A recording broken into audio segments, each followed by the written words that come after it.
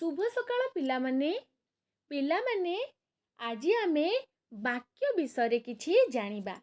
ताले वाक्य विषय जानिबा पूर्वरु मु तुम मानंकु शब्द विषय किछि मने पकाई देउची। ताले पिलामाने मु एठारे गोटिए चित्र नेइची। एही चित्रटी को देखो। एही चित्र रे जने कृषक तांको पत्नी को कहउचंती एही वर्ष आम खेतरे भल फसल हेची। ताले एही उक्तिटी रे व्यवहृत होइथिबा वर्ष खेत फसल इत्यादि गोटिए गोटिए शब्द। ताले एही शब्द गुड़िक वर्णर मिश्रण रे सृष्टि हेची। ताले एक बा एकाधिक वर्ण मिसी अर्थ प्रकाश कले आमे ताहाकू शब्द बोली कहि थाउ। ताले पिला माने एक वर्ण हो किंबा एक रु अधिक वर्ण हो जदि सेगुड़िक मिसी अर्थ प्रकाशित करुथांती आमे ताहाकू शब्द बोली कहिबा। ताले मु एठारे तीनोटी उदाहरण नेइची।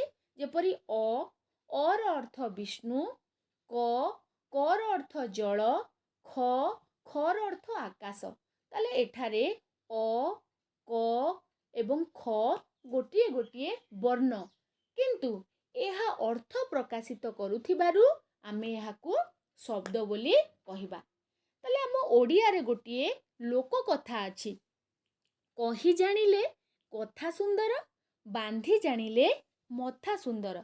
जदि आमे कहि जानिबा ताले आम कथा सुंदर होई थाए। जदि आमे भल से बांधी जानिचे ताले आम मथा सुंदर लागे। ताले पिला माने मु एठारे गोटिए दृष्टांत नेइची। ए दृष्टांतटी को देखिबा। मु करे लेखिची शांति आजी, खरे लेखिची विद्यालय रे भल, गरे लेखिची गीतटिए गाइला। जेहेतु मु शब्द गुड़ी को भाग भाग करी लेखिची एहा मोरो मनर भाव संपूर्ण रूपे प्रकाशित करू नाही।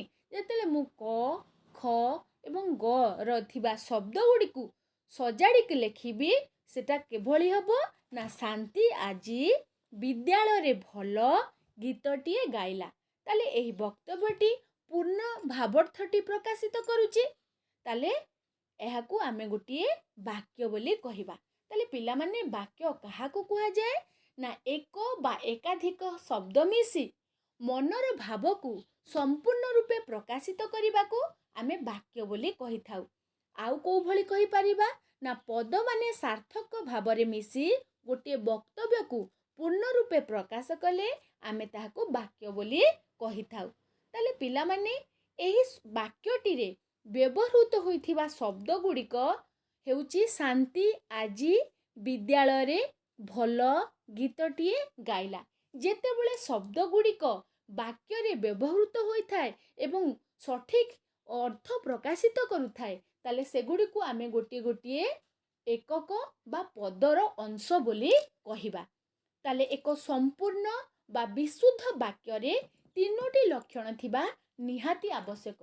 तो सेही तीनोटी लक्षण हेउची योग्यता, आकांक्षा और आसक्ति।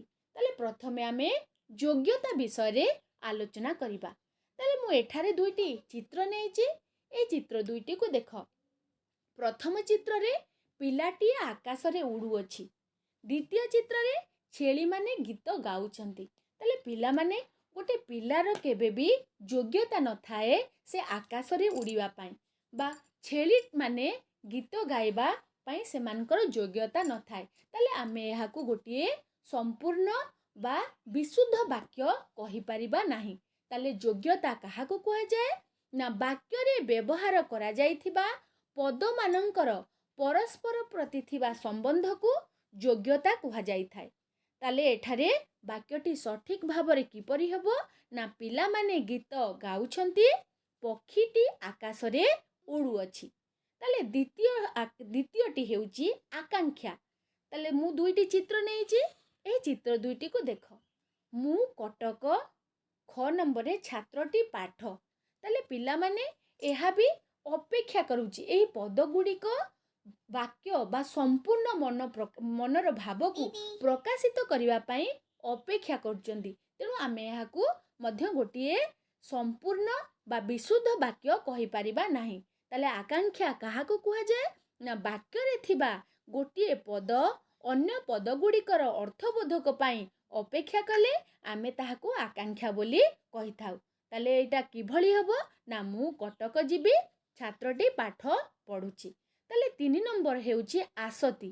ତାହେଲେ ଏଠି କ'ଣ ଦେଇଛି ନା ପକ୍ଷୀଟି ବାନ୍ଧିଛି ଡାଳରେ ବସା ଗଛ, ମୁଁ ଗାଉଅଛି ଗୀତ ସୁନ୍ଦର।